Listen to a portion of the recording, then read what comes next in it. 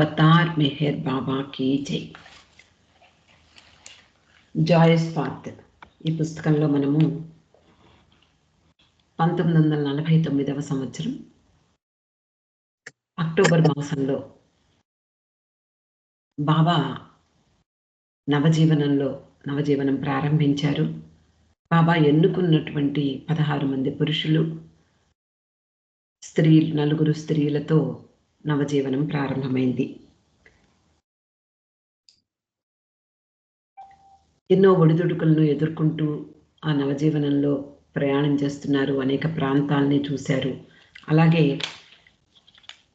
మొదట బాబా ప్లాన్ ప్రకారం బెల్గాంలో శిక్షణా కార్యక్రమం ప్రారంభమైంది. అలాగే దాన్ని పూర్తి చేసుకుని అక్కడ నుండి బెనారస్ వెళ్ళడం జరిగింది. బెనారస్లో డాక్టర్ ఖరే, డాక్టర్ నాథ్ వీళ్ళ ఇద్దరి సహకారంతో అక్కడ భిక్షాటన కార్యక్రమాన్ని బాబా నిర్వహించారు. స్వయంగా తెల్లటి పొడవైన కఫ్నీలు ధరించి తన సహచరులతో బాబా నాథ్ ఇంటికి వెళ్ళి భిక్షను స్వీకరించారు. ఆయన చేతిలో ఇత్తడి పాత్ర, కాషాయ రంగు జోలి ఉంది. దానిపై మెహరా ప్రేమ్ సే భిక్షా దీజియే అని ఎంబ్రాయిడరీ చేసింది. ఇవన్నీ మనం చదువుకున్నాము. అక్కడ నుండి సార్నాథ్ వెళ్ళారు. సార్నాథ్లో కూడా డాక్టర్ నాథ్, డాక్టర్ ఖరే వీళ్ళిద్దరూ ఆహారం పంపించడము, అలాగే బాబా కావలసినటువంటి ఏర్పాట్లు చేయడం కూడా జరిగింది. ఆ ప్రదేశంలో బాబా తన పురుష సహచరులతో అక్కడ ఉండే భూగృహాలలో లంగోటి దశ పూర్తి చేశారు. అంతేకాకుండా సార్నాథ్లో ఒక వృద్ధుడైనటువంటి తోటమాలికి బాబా తన కరుణను కురిపించి ఆయనకి కావలసినటువంటి దుప్పటి, అలాగే ఆయన కోరినటువంటి అగ్గిపెట్టి, ఆ తర్వాత కొంచెం ఊలు వస్త్రాలు కూడా బాబా ఇవ్వడం జరిగింది. ఆయన తన ప్రసాదంగా. అతనికి సాక్షాత్తు భగవంతుడే నా ఎదుట ఉన్నాడు అని తెలీదు. అతని ముందు భగవంతుడే నిలబడ్డాడు అని కూడా తెలియదు. అయినా ఎంతో కృతజ్ఞతతో బాబాకు ప్రణమిల్లి ఆనందంగా తిరిగి వెళ్ళాడు. బాబా ప్రసాదం అతనికి లభించింది. అలా సార్నాథ్లో కొన్ని రోజులు ఉన్న తర్వాత అక్కడ నుండి వీళ్ళు కాలినడకన హరిద్వార్ ప్రయాణం ప్రారంభించారు. నిజానికి ఈ జిప్సీ లైఫ్ అనే ఈ కార్యక్రమంలో బాబా తన సహచరులతో నడుస్తూ ఉన్నారు. కాలినడకన ప్రయాణం ప్రారంభమైంది. ఆ తర్వాత ఎక్కడ చెట్ల నీడ దొరికితే అక్కడ మధ్యాహ్నం విశ్రమించేవారు. ఆ చుట్టుపక్కల గ్రామాలకు వెళ్ళి బాబా తన సహచరులను పంపించి భిక్షాటన చేయించేవారు. భిక్షగా వచ్చినటువంటి ఆహారాన్నే వాళ్ళు మధ్యాహ్నం భోజనం చేసేవారు. ఆ తర్వాత మళ్ళీ కాలినడకన ప్రయాణం చేస్తూ సాయంత్రం సమయంలో మరీ ఒక తోటలో కానీ ఏదైనా శిథిలమైనటువంటి ఆ ప్రదేశాలు, ఎక్కడైనా శిథిలావస్థలో ఉన్నటువంటి బంగ్లాలు అలాంటి ప్రదేశాల్లో కానీ రాత్రి విశ్రమించేవారు. మళ్ళీ తెల్లవారుజామున వాళ్ళ దగ్గర ఉన్నటువంటి జంతువులన్నిటికీ కూడా ఆహారాన్ని పెట్టడము, మళ్ళీ తెల్లవారగానే అక్కడ నుండి బయలుదేరి ముందుకు ప్రయాణం సాగించడము జరుగుతోంది. ఈ జంతువులతో చాలా దూరం నడవడము, సరైన ఆహారం లేకపోవడంతో విపరీతమైనటువంటి చలిలో ఈ కష్టాన్ని చూసి బాబా కొన్ని జంతువులను అమ్మేద్దాము అని నిర్ణయించుకున్నారు. ఆ తర్వాత మిగిలిన జంతువులతో అలాగే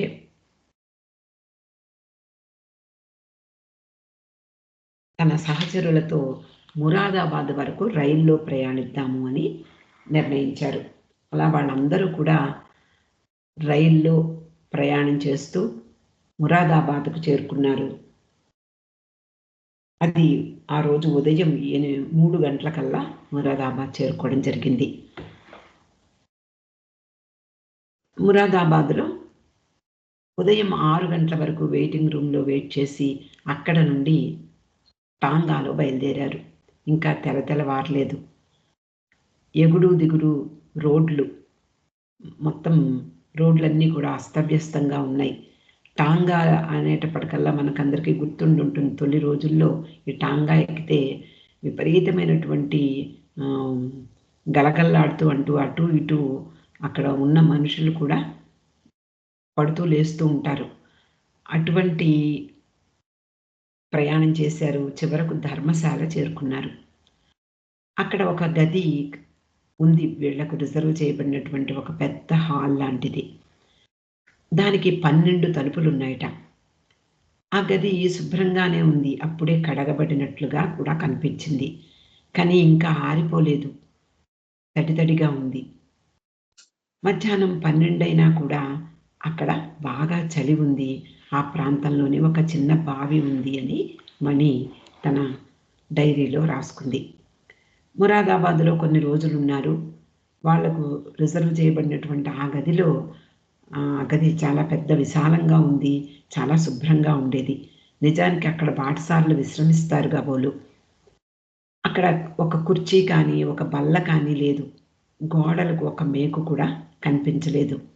కానీ చాలా విశాలంగా ఉన్నటువంటి ఆ గదిలో వీళ్ళు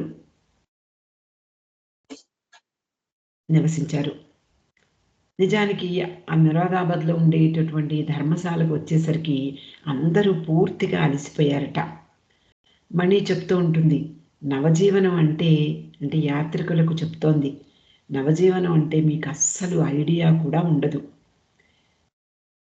ఎందుకు అంటే మేము పడినటువంటి ఆ కాలినడకన ప్రయాణము, అనేక ప్రాంతాలను దర్శిస్తూ భిక్షాటన చెయ్యగా వచ్చినటువంటి ఆహారాన్నే భోజనం చేస్తూ గడిపాం. అలాంటి నవజీవనం గురించి మీకు నిజంగా ఐడియా ఉండదు. కానీ అక్కడ మాకు ఏర్పాటు చేసినటువంటి ఆ మురాదాబాద్‌లో ఏర్పాటు చేసినటువంటి ఆ గదికి గోడలున్నాయని సంతోషించాం. పైన కప్పుందని సంతోషించాం. ఎందుకంటే చాలా వరకు ప్రయాణమంతా కూడా విశ్రాంతి తీసుకోవాలంటే చెట్ల కిందనే గడిపాము.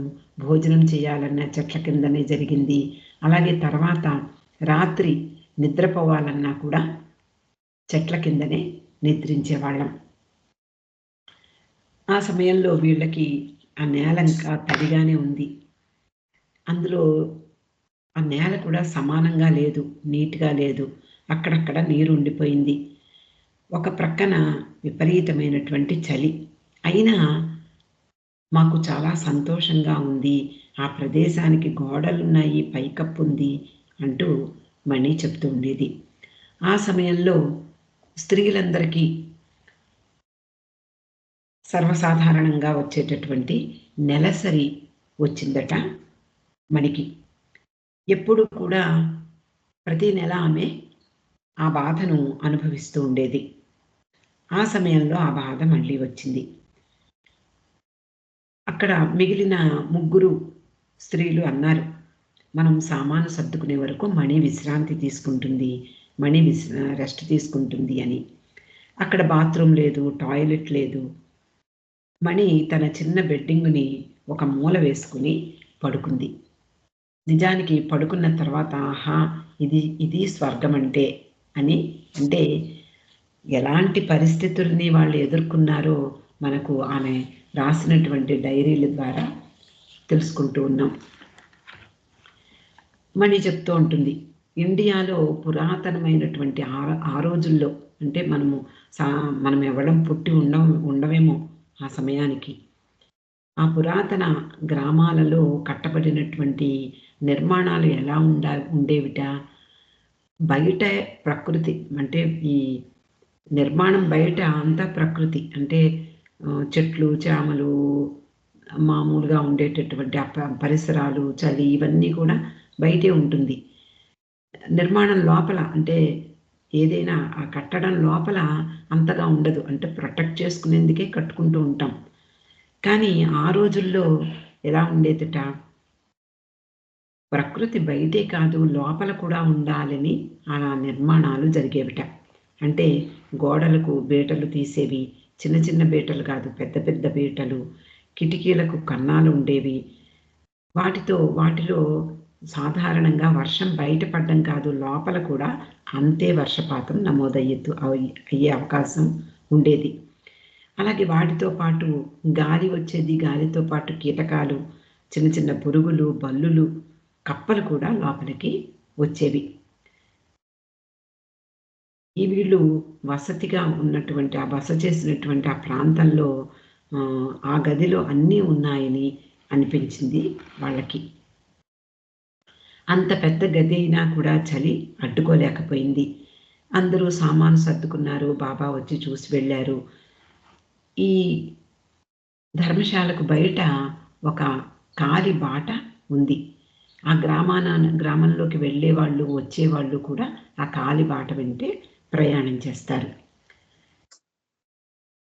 అలా వెళ్ళేవాళ్ళు, వచ్చేవాళ్ళు ఈ ధర్మశాలలో ఉన్నటువంటి ఈ స్త్రీలను పలకరిస్తూ ఉండేవారట. అలా వాళ్ళ దగ్గరికి ఇద్దరు కొజ్జాలు వచ్చారు. స్త్రీల వలె వాళ్ళు దుస్తులు ధరించారు. వాళ్ళు వీళ్ళ దగ్గరికి వచ్చి సౌకర్యంగా ఉందా, ఏమన్నా కావాలా అంటూ కూడా పలకరించారట. ఈ నవజీవన సమయంలో మణి మెహ్రా సలహాను అనుసరించి నస్యం పీల్చడం అలవాటు చేసుకుంది. ముందు మనం చదువుకున్నాం, ఆమెకు ఎప్పుడూ జలుబు, దగ్గు వెంటే ఉండేది. దానిని కొంతవరకు నయం చేయవచ్చు అని మెహ్రా సలహా ఇచ్చింది. బాబా కూడా అంగీకరించారు. చాలా సంవత్సరాలు మణి నస్యం పీల్చింది. తర్వాతి రోజుల్లో దాన్ని పూర్తిగా వదిలివేసింది. మురాదాబాద్లో కాలినడకన అక్కడ ఉండే ప్రదేశాలను చూసేందుకు వెళ్ళారు. వచ్చేటప్పుడు రిక్షాలో తిరిగి వచ్చారు. అక్కడ 2 టాంగాలు, అలాగే కార్వాన్ బండి కూడా వాళ్ళు ఉపయోగించుకునేవారు. వీళ్ళ దగ్గర ఉన్నటువంటి తెల్ల గుర్రం మొదట చాలా అమాయకంగా, నెమ్మదిగా కనిపించేది, కానీ అది మాట వినేది కాదు. కొంచెం మొండిగా ప్రవర్తించేది. కాబట్టి దానికి టాంగా లాగే శిక్షణ ఇవ్వాలి అని బాబా నిర్ణయించుకున్నారు. అది ఒక గంభీరమైనటువంటి జంతువు. దానికి క్రమశిక్షణ నేర్పాలి అని బాబా ఒక గుర్రం శిక్షకుడిని పిలిచారు. అంటే వాళ్ళు గుర్రానికి ట్రైనింగ్ ఇస్తూ ఉంటారు. 5 రోజుల పాటు అతడు వచ్చి శిక్షణ ఇచ్చాడు. టాంగా లాగేందుకు దానికి ట్రైనింగ్ ఇవ్వడం జరిగింది. అతన్ని చూడగానే వీళ్ళకి మంచి ఇంప్రెషన్ కలగలేదు. అతడు చాలా చిన్నగా ఉండేవాట. మనిషే చిన్నగా ఉండేవాడు. సాధారణమైనటువంటి వ్యక్తిలాగే కనిపించేవాడు. అతన్ని ఎవరు రెండోసారి చూడడానికి ఇష్టపడరు. కానీ గుర్రాలకు అతడు మాస్టర్ లాగా పనిచేశాడు. ఎంత అదుపులో పెట్టాడు అంటే వీళ్ళు ఆశ్చర్యపోయేంతగా దానికి ట్రైనింగ్ ఇచ్చాడు. అతడు దానికి ట్రైనింగ్ ఇవ్వడం చూస్తే వీళ్ళు ఆశ్చర్యపోయారు. మెహ్రా, మణి బయట కూర్చుని అతడు దానికి ఎలా ట్రైనింగ్ ఇచ్చేవాడో దాన్ని చూస్తూ ఉండేవారు. కానీ చాలా చక్కగా పని చేసి పెట్టాడు. ఆ శిక్షకుడు ఆ గుర్రంపై అన్ని ట్రిక్స్ ఉపయోగించేవాడు. అతడు స్త్రీలతో, ముఖ్యంగా మణితో కాబోలు అంటాడు, మీరు నమ్మరు కానీ ఈ గుర్రాన్ని ఒక టాంగాకు కట్టి వేసినప్పుడు దానికి అన్ని ట్రిక్స్ తెలుసు. ఎలా బండి లాగాలో తెలుసు. ఎలా అంటే దాని మీద అదుపు చేసేటటువంటి వాడి మాటల్ని, అంటే ఆగు అంటే ఆగడం, చల్ అంటే నడవడము, ఇలాంటి ట్రిక్స్ అన్నీ తెలుసు. కానీ అది ఏమీ తెలియనట్లుగా నటిస్తోంది. మీరు ఆశ్చర్యపోతారు దాని విషయం తెలిస్తే అని మణితో చెప్పాట. ఆ తర్వాత వీళ్ళు ఎక్కినటువంటి బండిని ఈ గుర్రామే నడిపేది. నిజానికి చాలా సన్నగా, చిన్నగా ఉన్నటువంటి ఆ శిక్షకుడిని చూసి మొట్టమొదట వీళ్ళు నవ్వుకున్నారు. ఈ భయంకరంగా ప్రవర్తించేటటువంటి గుర్రాన్ని అతడు అదుపు చేయగలడా అనేటటువంటి సందేహం కూడా వీళ్ళకి వచ్చింది. కానీ తర్వాత అతని నేర్పరితనం అర్థమైంది వీళ్ళకి. మురాదాబాద్లో ఉండగా 1950 సంవత్సరం జనవరి 1వ తేదీ అంటే నవజీవనంలో నూతన సంవత్సరం ప్రారంభమైంది. ఉదయం బాబా ప్రతి వారి దగ్గరికి వచ్చి హ్యాపీ న్యూ ఇయర్ అని చెప్పడానికి బదులు హ్యాపీ న్యూ లైఫ్ అని గ్రీట్ చేశారట. అందరూ కేక్ కూడా తిన్నారు.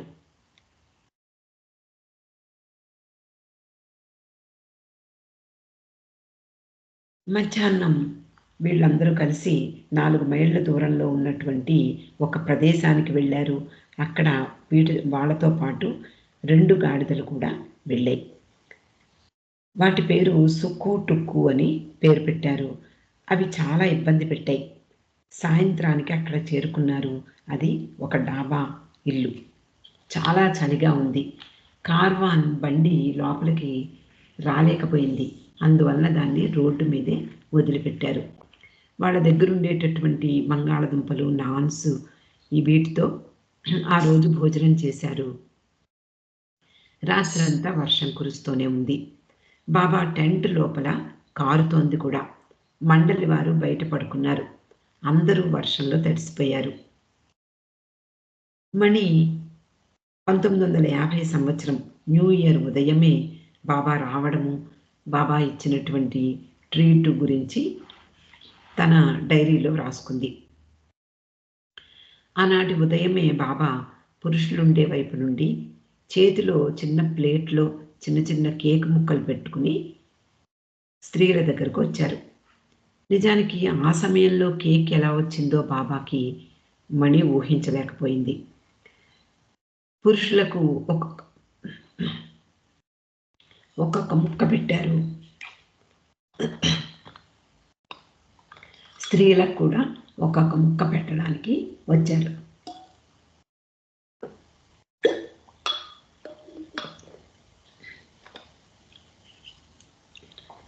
ఆయన మణికి చెప్పారు, నేను చెప్తున్నట్లుగా నువ్వు వాళ్ళందరికీ కూడా హ్యాపీ న్యూ ఇయర్ చెప్పమని. మణి ఆయన చెప్పినట్లే చెప్పింది. హ్యాపీ న్యూ ఇయర్ అనడానికి బదులు హ్యాపీ న్యూ లైఫ్ అని మణితో చెప్పించారు. మణికి కూడా ఒక కేక్ ముక్క పెట్టి తాను చెప్తున్నట్లు ఆమెకు చెప్పుకోమన్నారు. బాబా చెప్పినట్లుగా మణి తనకు తాను హ్యాపీ న్యూ లైఫ్ మణి అని చెప్పింది. మణి అంటుంది, నిజంగా చాలా సంతోషంగా ఉంది. అలా చాలా సంతోషంగా నవజీవనం సాగింది. ఎన్ని ప్రతిబంధకాలున్నా మేమంతా కేవలము బాబాతో మేమున్నందుకు చాలా సంతోషించాం. మరే విషయము అంటే ఇంత సంతోషాన్ని కలిగించే మరో విషయం ఉండబోదు అని చెప్తూ ఉండేది. అలాగే గోహెర్ కూడా తన అభిప్రాయాన్ని చెప్తూ ఉండేది. అది ఒక చాలా విభిన్నమైనటువంటి జీవితం. మాది మరో ప్రపంచం. వేరే ప్రపంచం ఉన్నట్లు కూడా మాకు తెలిసేది కాదు, మాకు గుర్తుండేది కాదు. జనవరి 2వ తేదీన వీళ్ళందరూ తిరిగి కాలినడకన బయలుదేరారు. వీళ్ళ వెంటే సుక్కు టుక్కు ఈ 2 గాడిదలు కూడా ఉన్నాయి. వాటిని వీళ్ళు పరిగెత్తించారట. గోహెర్ కూడా అనేది, నేను మెహ్రా, మణి, మెహ్రూలతో గాడిదలతో నడిచేవాళ్ళం. వాళ్ళు గాడిదలను ఎలా పరిగెత్తించేవారో కథలు కథలుగా యాత్రికులకు చెప్తూ ఉండేవారు. అలా వాళ్ళు ప్రయాణం చేసేటప్పుడు లారీ రోడ్డు మీద ఏదైనా లారీ వెడుతున్నప్పుడు సాధారణంగా హార్న్ కొడుతూ వెడుతూ ఉంటుంది. అలా హార్న్ వినగానే అక్కడ గాడిదలు కదలకుండా కూర్చుని ఉండేవి. ఈ హార్న్ శబ్దం వినగానే గాడిదలు లేచి నడుస్తూ ఉండేవి. వీళ్ళు ఆ ట్రిక్ గమనించారు. అవి కూర్చున్నప్పుడల్లా ఈ స్త్రీలందరూ కలిసి గట్టిగా హార్న్ లాగా సౌండ్ చేసేవారు. అప్పుడు అవి వేగంగా లేచి నడిచేవి.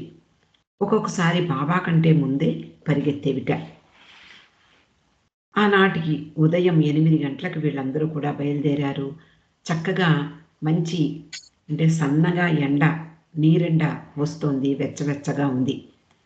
6 మైళ్ళు నడిచి అమ్రోహా అనే ప్రాంతానికి చేరుకున్నారు. చెరుకు తోటలు, చక్కెర ఫ్యాక్టరీ అన్నీ చూశారు. తర్వాత 2 మైళ్ళు కార్వాన్‌లో ప్రయాణించారు.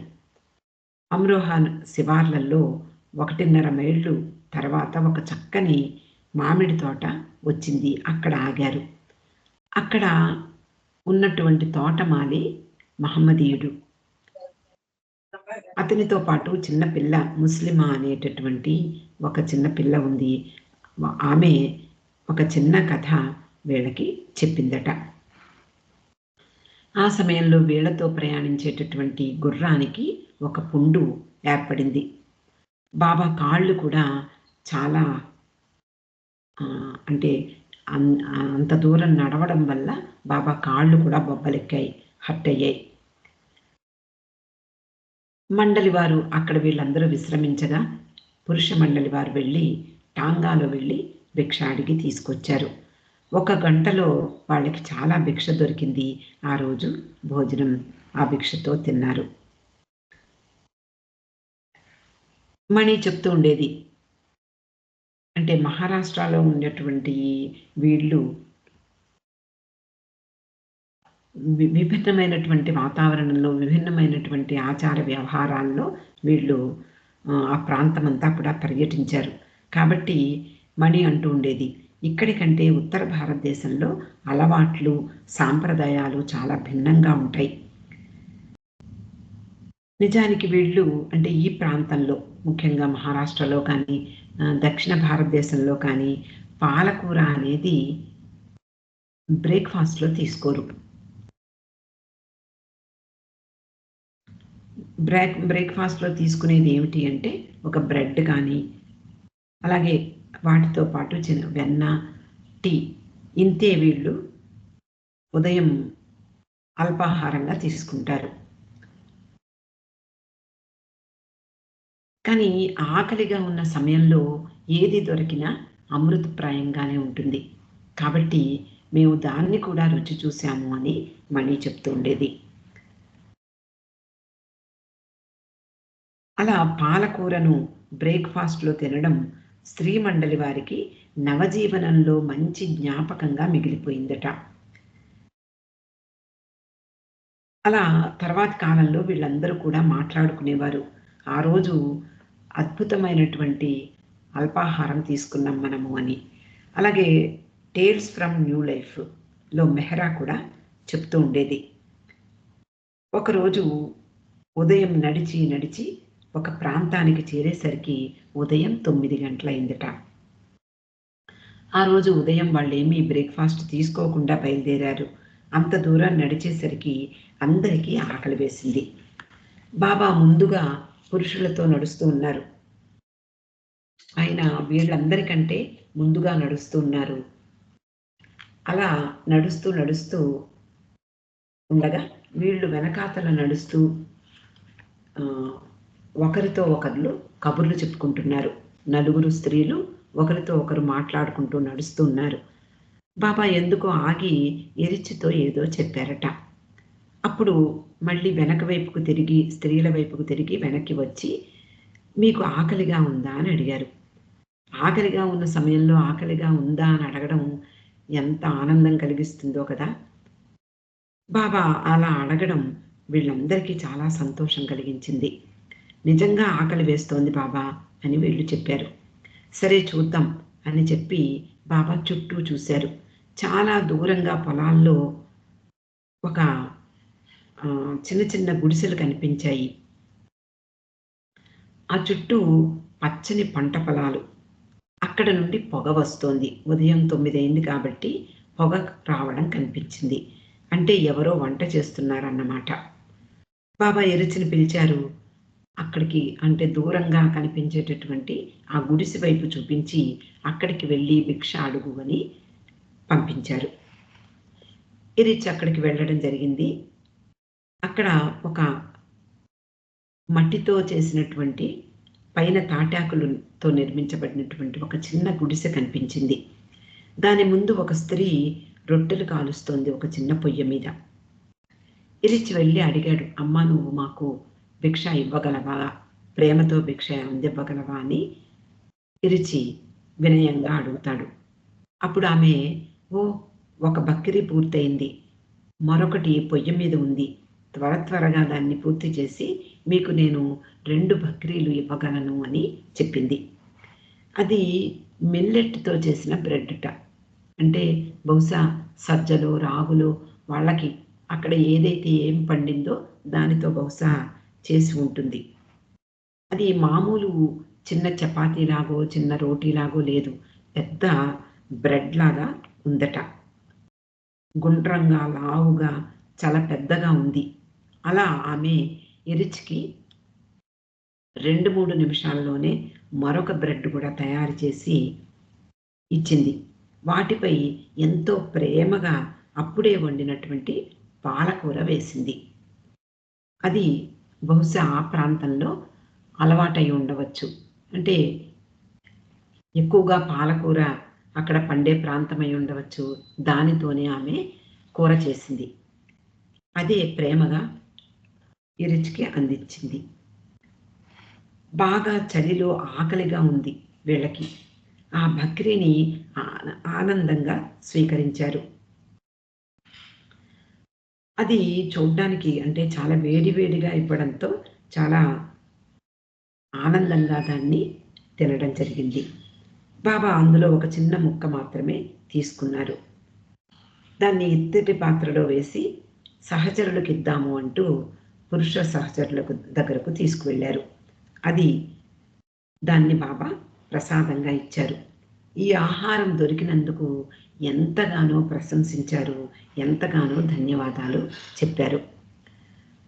ఆ రోజు వాళ్ళు చూసినటువంటి ఆ పాలకూర రుచిని ఎన్నడూ మరిచిపోలేము అని తర్వాతి రోజుల్లో కూడా గుర్తుపెట్టుకుని యాత్రికులకు చెప్తూ ఉండేవారు. మెహ్రా అంటూ ఉండేది. ఏమని అంటే, ఆ స్త్రీ ఎంత అదృష్టవంతురాలో కదా! తన వారికి వండుకున్నటువంటి ఆహారాన్ని ఆమె సంతోషంగా భగవంతునికి భిక్షగా సమర్పించింది.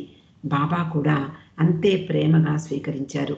ఆమె నిజానికి తాను ఎంత అదృష్టవంతురాలో ఎప్పటికీ తెలిసే అవకాశమే లేదు కదా అంటూ ఉండేది మెహ్రా. మణి నవజీవనం మాకు అత్యంత కష్టతరమైనటువంటి విషయం ఏమిటి అంటే మరుగు అంటే ప్రైవసీ ఉండేది కాదు. నిజానికి అది కావాలని కూడా వాళ్ళు అనుకోలేదు. నవజీవనానికి వెళ్ళే ముందు ఇది కావాలి, అది ఉంటే బావుండు, ఇది ఉంటే బావుండు అని వాళ్ళెప్పుడూ అనుకోలేదు. బాబా వాళ్ళతో ఉన్నారు, బాబాతో ప్రయాణం చేస్తున్నాము, అదే మహాభాగ్యము అని వాళ్ళు ఈ నవజీవనంలోని ప్రారంభించడం జరిగింది. కానీ స్త్రీల విషయానికొస్తే ఏదో ఒక మరుగు ప్రదేశం కావాలి. మొట్టమొదట అది అలా ఉండాలి అని ఆశించకపోయినా బాత్రూమ్‌కి వెళ్ళాలన్నా, టాయిలెట్‌కి వెళ్ళాలన్నా చాలా ఇబ్బంది పడేవారు. వాళ్ళు అక్కడ ఉన్న పొలాల్లోకే దూరంగా వెళ్ళి నడిచి వెడుతూ ఉండేవారు. అక్కడ గుడారాలు వేసుకుని క్యాంప్ చేస్తూ ఉండేవారు కదా! అది అక్కడ ఎవరో ఉన్నారు అని తెలియగానే ఒకళ్ళ నుండి ఒకళ్ళకి ఆ గ్రామమంతా కూడా ఎవరో మన ప్రాంతానికి వచ్చారు. అక్కడ వాళ్ళందరూ కూడా విచిత్రంగా ఉన్నారు. బహుశా వాళ్ళందరూ మన దేశానికి చెందిన వాళ్ళు కాదేమో అని కూడా అనుకునేవారు. వాళ్ళతో పాటు జంతువులున్నాయి, ఇలా ఉంది, అలా ఉంది అని చూడగానే ఆ గ్రామస్తులందరూ కూడా వీళ్ళందరినీ చూడ్డానికి వచ్చేసేవారు. ఎవరు మీరు అని అడగగానే మేము హరిద్వార్‌కి ప్రయాణం చేస్తున్నాము అంటూ వీళ్ళు యాత్రికులుగా చెప్పేవారు. స్థానిక మహిళలు అందరూ కూడా ఈ నలుగురు చుట్టూ చేరేవారు. స్నేహపూర్వకంగా ఏదైనా సాయం చేద్దామని కూడా వాళ్ళు వచ్చేవారు. వీళ్ళు నలుగురు స్త్రీలు మరుగు కోసం కొంచెం దూరంగా వెళ్ళి చూసి వస్తూ ఉండేవారు. దానికై వాళ్ళు ఒక స్త్రీ బాబాతో ఉండగా మిగిలిన ముగ్గురు ఆ ప్రదేశానికి వెళ్ళి చూసి వచ్చేవారు. అలా మెహ్రాతో పాటు ఒకరు ఉండాలి. అందువలన మెహ్రా, మెహ్రు, మణి కలిసి ఆ ప్రాంతం చూసి వద్దామని కొంచెం దూరంగా నడిచి వెళ్ళేవారు. వచ్చేటప్పుడు మెహ్రా, మణి తిరిగి వచ్చేవారు. గోహెర్ మెహ్రాతో ఉంటే మళ్ళీ మణి ఆ ప్రదేశానికి వెళ్ళేది. మెహ్రు, మణి తిరిగి వచ్చేవాళ్ళు. అలా ఒకళ్ళను మార్చి ఒకళ్ళు ఆ ప్రదేశానికి వెళ్ళి వాళ్ళ అవసరాలు తెచ్చుకొని వచ్చేవారు. ఒకసారి ముగ్గురు వెళ్ళి ఇద్దరు తిరిగి వస్తున్నారు. మణి ఒక్కతే తిరిగి వస్తోంది. అలా వచ్చేటప్పుడు ఒక దృశ్యం కనపడింది మణికి. అది అక్కడ ఒక ఫిరంగి గుండు పడినట్లుగా కనిపించింది. అది గుండ్రంగా, నల్లగా నిగనిగలాడుతూ ఏనుగు పెంట అది. అది మణికి తెలియక చాలా గుండ్రంగా ఉంది, బాల్‌లా ఉంది, అదేదో మెరుస్తూ కనిపించింది అంటూ దాన్ని తీసి జాగ్రత్తగా మిగిలిన స్త్రీల దగ్గరకు తీసుకువచ్చింది మణి. ఆ సమయానికి అక్కడ మెహ్రా ఎవరితోటో మాట్లాడుతూ కనిపించింది. కొంతమంది స్త్రీలందరూ కూడా అంటే ఆ దగ్గర ఉండేటటువంటి ప్రాంతాలు అంటే గ్రామస్తులు ఎవరో కొంతమంది వీళ్ళని చూడ్డానికి వచ్చి మెహ్రాతో మాట్లాడుతూ కనిపించారు. నిజానికి వీళ్ళు ఎక్కడికి వెళ్ళినా అక్కడికి ఈ చుట్టుపక్కల ఉండేటటువంటి చాలామంది అయి ఉండేవారు. వాళ్ళందరూ వచ్చి వీళ్ళు ఆగినటువంటి ప్రదేశాన్ని శుభ్రం చేసుకునేందుకు కూడా సహాయపడేవారు. అక్కడ ఆకులు, కొమ్మలు ఏరి పారేసేవారు. ఎక్కడ ఆగినా స్త్రీలందరూ కలిసి ఈ నేలపై పడిన ఆకులు, ఎండిన కొమ్మలు కలెక్ట్ చేసి నిప్పు రాచేసేవారు. ఆ నిప్పుతో అంటే ఒక చిన్న 3 రాళ్ళు ఏరి అక్కడ పెట్టి పొయ్యిలా ఏర్పాటు చేసి నీరు కాచేవారు. ముఖ్యంగా ఈ వేడి నీటిని బాబా పాదాలు కడగడానికి ఉపయోగించేవారు. ఆయన పాదాలు దుమ్ము అంటుకునేవి. అలాగే ఆయన పాదాలు బొబ్బలెక్కి కూడా ఉండేవి. కాబట్టి గోరువెచ్చని నీటితో బాబా పాదాలు కడిగి ఆయనకి కొంత ఉపశమనం కలిగించడానికి వీళ్ళు ప్రయత్నించేవారు. ఆ సమయంలో మణి తనకు దొరికినటువంటి గుండ్రమైనటువంటి వస్తువు ఏదో అనుకుంది. ఆ ఏనుగు పెంటను వీళ్ళ దగ్గరకు తీసుకువచ్చింది. అలా వస్తూ మెహ్రా చూడు నేనేం తీసుకొచ్చాను అంటూ వాళ్ళ దగ్గరికి తీసుకువస్తూ ఉంటే మెహ్రా వాళ్ళందరి ముందు ఇది చూసి చాలా సిగ్గుపడిందట. అందరూ ఉష్ పక్కకు వెళ్ళు అని అంటున్నారు. ఏమిటది వాళ్ళకి నేనేదో తెచ్చాను చూపించాలి అనుకుంటుంటే వాళ్ళు నన్ను పక్కకు వెళ్ళమంటారేమిటి అని మొదట తెలియక మణి ఆశ్చర్యపోయింది. చాలా సంవత్సరాల తర్వాత అంటే నవజీవనం తర్వాత ఎప్పుడో ఒకసారి బాబాతో స్త్రీలందరూ కూడా ఒక సర్కస్‌కి వెళ్ళారు. అహ్మద్‌నగర్‌లో సర్కస్ జరుగుతోంది. అక్కడికి వెళ్ళారు. అందులో ఒక ఏనుగు సర్కస్ ఫీట్స్ చేసింది. అలా చేస్తూ మలాన్ని విసర్జించింది. అప్పుడు అందరూ చూసి మణిని ఏడిపించడం మొదలుపెట్టారు. అప్పుడు నవజీవనంలో అదేదో పెద్ద గొప్ప వస్తువుగా నువ్వు తీసుకొచ్చావు కదా! అదిగో చూడు మళ్ళీ దొరికింది నీకు ఆ వస్తువు. వెళ్ళి తీసుకురా అని చెప్పి మణిని ఏడిపించేవారట. ఆట పట్టించేవారు. టేల్స్ ఫ్రమ్ న్యూ లైఫ్ ఈ పుస్తకంలో కూడా మణి చాలామంది బాబాను, బాబా బృందాన్ని చూసి చాలా ఆకర్షితులయ్యేవారు. దానికి కారణం కూడా మణి అందులో వివరించింది. రాత్రిపూట ఎక్కడో ఆగాలనుకుని తరచూ ఆ గ్రామ శివార్లలోనూ లేకపోతే సాధారణంగా మామిడి తోపుల్లోనూ కొన్నిసార్లు శిథిలమై ఉన్నటువంటి ఆ కట్టడాల దగ్గరో ఏదో లేదా బావి ఉన్న బహిరంగ ప్రదేశాల్లోనూ వీళ్ళు ఆగేవాళ్ళు. ఆ వార్త ఆగమేఘాల మీద దగ్గరగా ఉన్నటువంటి ఆ గ్రామాల్లో వ్యాపించేది. అంటే ఒకళ్ళు పరిగెట్టుకుంటూ వెళ్ళి ఆ గ్రామంలో కొంతమందికి చెప్పేవారు. ఎవరో వచ్చారు, మన గ్రామ శివార్లల్లో విడిది చేశారు అని. వాళ్ళు మరో పక్క వాళ్ళకి చెప్పేవారు. అలా గ్రామమంతా కూడా ఎవరో వచ్చారు అనే విషయం వాళ్ళకి అర్థమయ్యేది.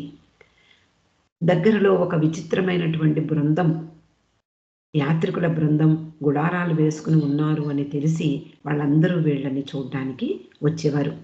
వీళ్ళందరూ అప్పుడే నడిచి ఎంతో అలసిపోయి అలసట తీర్చుకుందాము అని అనుకునే సమయానికే వీళ్ళందరూ వచ్చి చేరిపోయేవారు.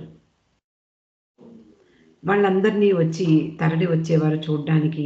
స్త్రీలందరూ స్త్రీల చుట్టూ చేరేవారు. పురుషులు పురుష సహచరుల చుట్టూ చేరేవారు. వాళ్ళు అంతకు ముందెప్పుడు ఇలాంటి దృశ్యాన్ని చూసి ఎరుగరు. ఆడవారు, మగవారు, వాహనాలు, వాటితో కూడినటువంటి పరివారం అంతా కూడా విచిత్రంగా కనిపించేది వాళ్ళకి.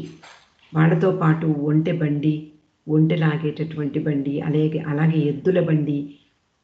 ఆ ఎద్దుల బండిని ఒక ఇంగ్లీషు ఎద్దు, అలాగే ఒక దేశీయ ఎద్దు లాగేవి. కార్వాన్ బస్సులా ఉండేది. దాన్ని కూడా ఎద్దులే లాగేవి. కాలినడకన యాత్రలు చేస్తున్నటువంటి భిన్నంగా ఉండేటటువంటి, అంటే అంతకుముందు ఎప్పుడూ ఇలాంటి వాళ్ళని చూసి ఎరుగరు. అలాంటి ఈ బృందాన్ని చూసి వాళ్ళు విస్తుపోయేవారు, విచిత్రంగా చూసేవారు. అన్నిటికంటే ముఖ్యంగా బాబానే వాళ్ళు గుర్తించారు. ఈ పార్టీకి నాయకుడు అని వాళ్ళకి అర్థమయ్యేది. అలా వాళ్ళందరూ ఆనాటి ఉదయం రతన్పురి నుండి బయలుదేరారు. వారిలో ఆ దారిలో ఎక్కడా చెట్ల నీడ లేదు. 6 మైళ్ళు ప్రయాణించారు. విరిగిపోయిన వంతెన మీదుగా వాళ్ళు నడుస్తూ ఉన్నారు.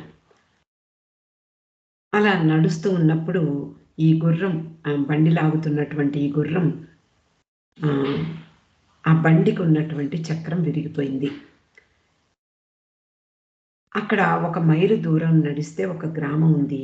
అక్కడ ఉన్నటువంటి మామిడి తోపుకు చేరుకుని వీళ్ళక్కడ విశ్రాంతి చేసుకున్నారు. ఈ తెల్లగుర్రం లాగుతున్నటువంటి బండి చక్రం విరిగిపోయింది కదా! ఆ చక్రాన్ని మోసుకుంటూ వెళ్ళి ఆ పక్కన ఉన్నటువంటి గ్రామంలో దాన్ని బాగు చేయించుకుని వచ్చారు పురుష సహచరులు.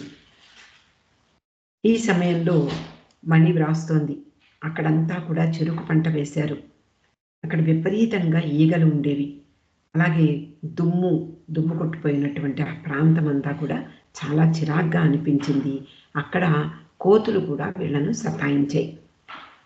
విరిగిపోయిన చక్రం బాగు చేసి వచ్చేసరికి అర్ధరాత్రి దాటింది. రాత్రి పొగలు అక్కడ ఆ ప్రాంతం అంతా కూడా చాలా చలినే వీళ్ళు అనుభవించేవారు. అలాగే ఈ కోతులతో వీళ్ళు ఎంత అదిలించినా ఆ కోతులు వెళ్ళిపోలేదు. ఒక కోతి వీళ్లకు దొరికినటువంటి, అంటే భిక్షగా దొరికినటువంటి ఆహారాన్ని పట్టుకుని పారిపోయింది. అలా వాళ్ళు ఆ ప్రదేశంలో ఉంటూ అర్ధరాత్రి, అంటే రాత్రి వేళ గడిపారు. ఆ రోజు నుండి, అంటే అది 1వ తేదీ, మండలి వారంతా ఉదయమే 4 భాషల్లో ప్రేయర్స్ చదవాలని బాబా ఆదేశించారు. అక్కడ నుండి వాళ్ళు ఆ రోజు ఉదయం 8:30కు బయలుదేరారు. సుక్కు, టొక్కు ఇవి కూడా ఉన్నాయి కదా, ఈ గాడిదలు. మణి ఆ సమయంలో మోకాలికి దెబ్బ తగిలింది. కాబట్టి మెహ్రా ఆమెను ఒక గాడిద మీద కూర్చోమని చెప్పింది. అలా వాళ్ళు 7 మైళ్ళు ప్రయాణం చేశారు. జాటోర్ అనేటటువంటి ప్రాంతంలో ఆగారు. అది చాలా చక్కని మామిడి తోపు, బావి కూడా ఉంది, విశాలమైనటువంటి ప్రదేశం. అక్కడ పుల్లని పండ్లు దొరికాయి. కాక వీళ్ల కోసం శనగలతో ఒక పదార్థాన్ని తయారు చేశాడు. ఆ రోజు వంట కూడా కాకాయే చేశాడు. బైదుల్ చపాతీ చేయడం జరిగింది. ఇప్పుడు అంటే ఈ ప్రాంతానికి వచ్చేసరికి వీళ్ళు మొరాదాబాద్ నుండి బయలుదేరి 55 మైళ్ళు నడిచి వచ్చారు. దారిలో చేపలు పట్టేవాళ్ళని చూశారు. దారిలో బండ్ల మీద వెళ్ళేవాళ్ళు వీళ్ళకి చెరుకు గడలను అందించారు. కాసేపు కార్వాన్‌లో కూర్చుని ప్రయాణం చేశారు. అలా 13 మైళ్ళు నడిచారు. బాబా మొదలగు వారు 6 మైళ్ళు నడిచి కొంత దూరం కార్వాన్‌లో కూడా ప్రయాణించారు. చుట్టూ చూస్తే పర్వత శ్రేణులు కనిపించాయి. అక్బరాబాదు దగ్గరవుతోంది. దగ్గరగా ఉన్నటువంటి మామిడి తోటలో ఆగారు. అక్కడ మండలి వారిని, స్త్రీలను చూసేందుకు గ్రామస్తులు తరలివచ్చారు. ఒక స్త్రీ వీళ్ళందరినీ చూసి వీళ్ళందరూ విదేశీయులు అని కూడా అనుకుందట.